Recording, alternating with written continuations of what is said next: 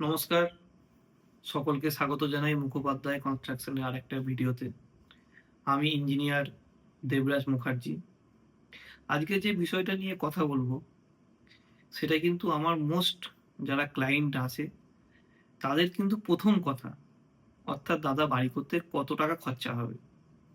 আমি আগেই বলেছি, একদম মাঠের ভাষা, অর্থাৎ যে ভাষা আপনারা সকলে বোঝেন, কোনো ইঞ্জিনিয়ারিং এর কোনো শক্ত ওয়ার্ড ইউজ না করে, অর্থাৎ কস্টিং, ভ্যালুয়েশন, এস্টিমেশন এইসব ব্যাপারে আমি যাচ্ছি না।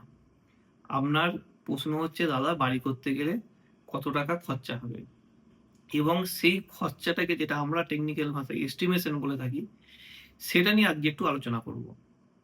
তাই আমাকে যখন কোনো অ্যাপ্লিকেন্ট এসে প্রশ্ন করে, আমার চেয়ারের জাস্ট উল্টো দিকেই বসে, যেখান থেকে এখন ভিডিওটা রেকর্ডিং হচ্ছে, সেখান থেকে এসে আমাকে প্রশ্ন করে, দাদা আমি একটা বাড়ি করব, কিরকম খরচা হবে। আমি তখন তাদেরকে কাউন্টার প্রশ্ন করি যে দাদা, যদি কোনোদিন আপনি ডাক্তার দেখাতে যান, ডাক্তারকে গিয়ে কি বলেন? ডাক্তারবাবু আমার অপারেশন হবে, কত টাকা লাগবে?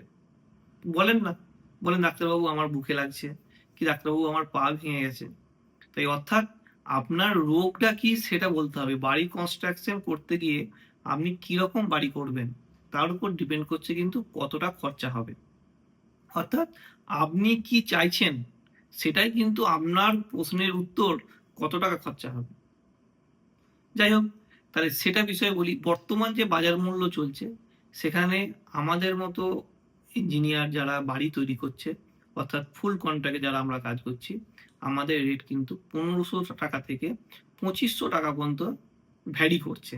অর্থাৎ একটা বাড়ি আমরা 1500 টাকাতেও তৈরি করছি, 2500 টাকাতেও তৈরি করছি, 2000 টাকাতেও তৈরি করছি। এটা ডিপেন্ড করছে আপনার সঙ্গে আমার কিরকম এগ্রিমেন্ট হচ্ছে, আপনি কিরকম জিনিস চাইছেন তার উপর। 2 নম্বর কথায় আসি, সেটা হচ্ছে বাড়ি তৈরি করতে গিয়ে কতটা ব্যয় করা উচিত।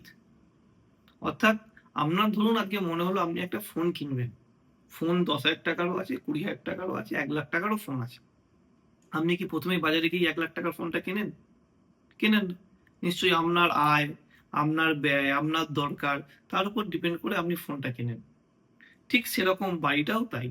বাড়ি করতে গিয়েও আপনাকে আপনার যেরকম আর্থিক সচ্ছলতা সেই অনুযায়ী বাড়িটা করাই ভালো।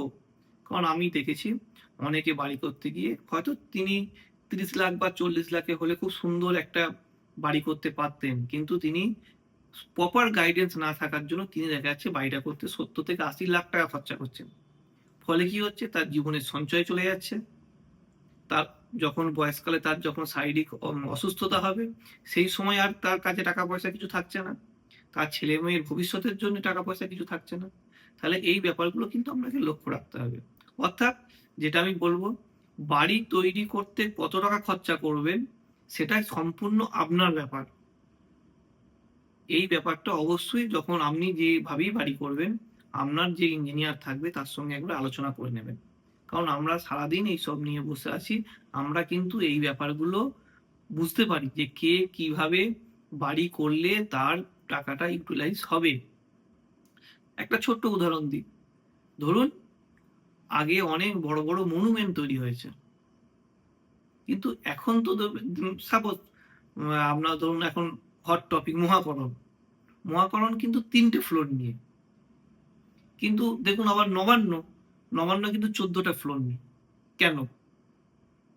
কারণ তখনকার দিনে এই কনসেপ্ট ছিল আমরা দোতলা ম্যাক্সিমাম 3 তলা বাড়ি করব, কিন্তু আজকের কনসেপ্ট হচ্ছে অল্প জায়গায় আমরা হাই রাইজ বিল্ডিং তৈরি করব। এটা কিন্তু ভাবতে হবে। এখন যে বিল্ডিং গুলো আপনি আশেপাশে দেখতে পারবেন, এত ফ্ল্যাট হচ্ছে, এত বড় বড় বাড়ি হচ্ছে, এরা কিন্তু ভার্টিক্যাল এক্সটেনশন হচ্ছে, অর্থাৎ উপর দিয়ে বেরিয়ে যাচ্ছে তারা। তাই বাড়ি তৈরি করতে গিয়ে এই জিনিসগুলো কিন্তু আপনাকে ভাবতে হবে। এই জিনিসগুলো আপনাকে মানে কনসিডারের মধ্যে ধরতে হবে। আপনি 5 কাঠা জায়গা কিনে দোতলা বড় একটা বাড়ি করবেন, না 3 কাঠা জায়গা কিনে আপনি 4 তলা 5 তলা একটা বাড়ি করবেন। অনেক কম, অনেক কম খরচে এই বাড়িটা হবে। তাই আরেকবার বলছি, বাড়ি তৈরি করতে গেলে কত টাকা খরচা হবে এটা সম্পূর্ণ আপনার ব্যাপার।